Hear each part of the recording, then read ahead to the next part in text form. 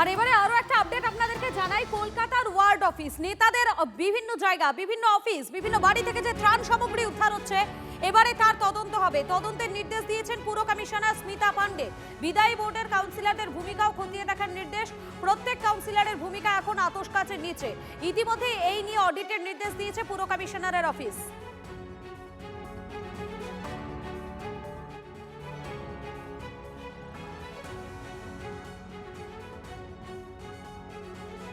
যেটা আমার জানা যে মানে কাউন্সিলররা ইউসি দিয়ে দিত আগে, যে আমরা এটা ইউটিলাইজ করে দিয়েছি।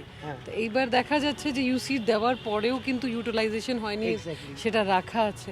তো সেটা তো এইবার দিস উইল বি মানে যেটা মানে পুলিশ কেস যেখানে যেখানে পাওয়া যাবে সেভাবেই হবে। আপনারা শুনলেন পুর কমিশনার তিনি কি বলেছেন। দেখুন, বিগত বেশ কয়েকদিন ধরে আমরা দেখতে পাচ্ছি রাজ্যে পালা বদলের পর থেকেই কলকাতার বিভিন্ন ওয়ার্ড অফিস, নেতাদের বাড়ি, বিভিন্ন জায়গা থেকে ত্রাণ সামগ্রী উদ্ধার হচ্ছে। যারা সাধারণ মানুষ তারা ক্ষোভ উগড়ে দিচ্ছেন, তারা বলছেন প্রয়োজনের সময় এই ত্রাণগুলো কেন দেওয়া হয়নি, কেন এগুলো মজুত রাখা হয়েছে, এই প্রশ্নগুলো তারা তুলেছেন।